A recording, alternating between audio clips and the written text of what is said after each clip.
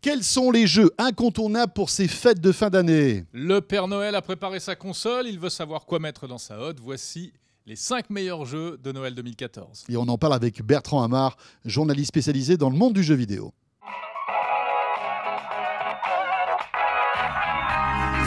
Ce sont les blockbusters qui sont au rendez-vous et qui sont là avec des éditions satisfaisantes. Je pense notamment à Call of Duty, par exemple, si on peut commencer par Call of Duty. Mais bien sûr. Voilà. C'est un jeu c'est une licence qui était un petit peu en perte de vitesse ces dernières années, notamment l'année dernière, l'édition Ghost n'avait pas séduit tout le monde. Là, en plus, ils étaient concurrencés avec des nouveaux concepts comme Titanfall chez Electronic Arts, qui a un petit peu renouvelé le genre du FPS, ce jeu de tir en vue subjective. Ils devaient vraiment se ressaisir, même en interne, ils sont concurrencés par Destiny, qui lui aussi innove dans le genre. Ben, ils ont réussi, vraiment, ils ont vraiment réussi. C'est-à-dire qu'il y a des nouveautés comme des jetpacks qui permettent d'avoir un jeu vertical. C'est-à-dire que là, c'est un Call of Duty futuriste, hein. On se retrouve un petit exactement, peu dans le futur. Voilà, c'est la grosse différence par rapport au précédent. Voilà, on n'est plus du tout dans des contextes de guerre historiques. Là, on est dans des armes du futur, mais réalistes. Franchement, c'est un bon Call of Duty. Très bien. Numéro 2. On peut parler d'Assassin's Creed aussi. C'est certainement le plus beau jeu jamais sorti sur console. C'est un jeu, pour la première fois, c'est un Assassin's Creed qui n'est pensé que pour les nouvelles consoles. C'est-à-dire qu'il ne sort pas sur PS3, il ne sort pas sur Xbox 360. Et le jeu est vraiment magnifique. Donc il faut une PS4, il faut une Xbox One ou un PC. Certains lui ont reproché des problèmes techniques et notamment... oui, ça a carrément bugué au début. Voilà, alors il y a eu des bugs et il y a eu notamment des problèmes de framerate, c'est-à-dire de nombre d'images par seconde. C'était pas très fluide en fait. C'était pas très fluide. Alors c'est vrai, il faut reconnaître, c'est pas le jeu le plus fluide, mais c'est le jeu le plus beau. C'est-à-dire qu'il y a tellement de personnages à l'image, il y a des milliers de personnages devant l'esplanade de Notre-Dame, puisque ça se passe à Paris pendant la Révolution française, que c'est si beau qu'on lui excuse vraiment ces petits ralentissements qui sont vraiment occasionnels et pas du tout gênants. Le jeu est magnifique, on peut y jouer à 4 en multi pour la première fois en coopération. Il y a des missions spécifiques de coop à 4.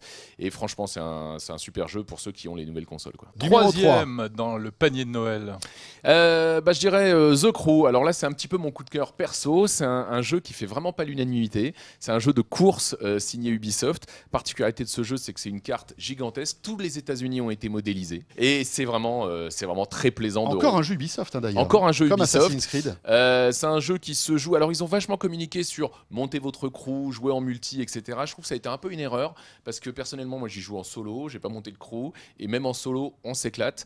Le jeu est moins beau qu'un Forza Horizon 2 par exemple, qui graphiquement est superbe, mais en revanche il propose une telle expérience, cette liberté dans les États-Unis, le fait de pouvoir aller de New York à Los Angeles, il faut quand même rouler genre 1 heure, 1 heure et demie dans le jeu. Parce qu'évidemment c'est pas à l'échelle 1, hein, heureusement, mais c'est vraiment plaisant. Et si on aime les États-Unis, si on aime les belles voitures, c'est un jeu qu'on peut s'offrir. Moi j'y joue beaucoup en ce moment, quoi. Quatrième. On peut parler des figurines Amiibo. C'est pas vraiment un jeu vidéo, mais c'est Nintendo qui les sort. Donc ce sont des petites figurines. On connaît bien sûr les Skylanders. D'ailleurs, les Skylanders, le dernier Trap Team, c'est vraiment une valeur sûre si vous voulez faire un cadeau à un enfant. Et en fait, ce sont des figurines donc NFC qui communiquent sans contact. D'accord. Et que l'on va placer, ça c'est la manette de la Wii U. De la Wii U. Et ce petit emplacement, là, on ne savait pas trop à quoi il servait jusqu'à aujourd'hui. En fait, c'est le capteur NFC. Donc on les place là pour les faire détecter par le jeu.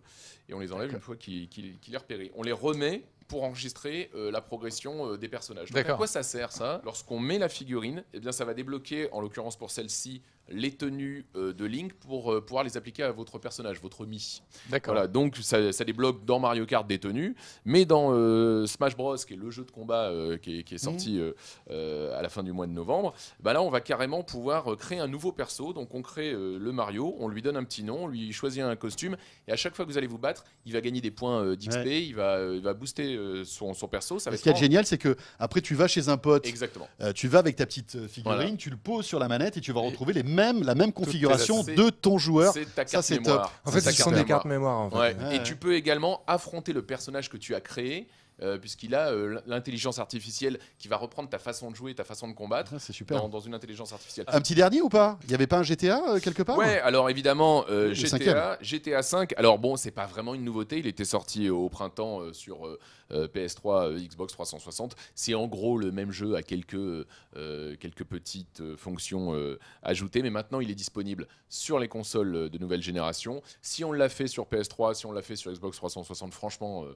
Je déconseille de le racheter. Et là, on a une vue supplémentaire qui est voilà, en on a une first vue person subjective. shooter, hein. Voilà, Ça. on a une vue subjective, mais en gros, ça reste quand même le même jeu, la même aventure. Les graphismes sont plus beaux. Si on l'avait pas fait, on peut se le payer parce que c'est vraiment Ça vaut le coup. l'un des meilleurs jeux, si ce n'est le meilleur jeu de cette année, quoi.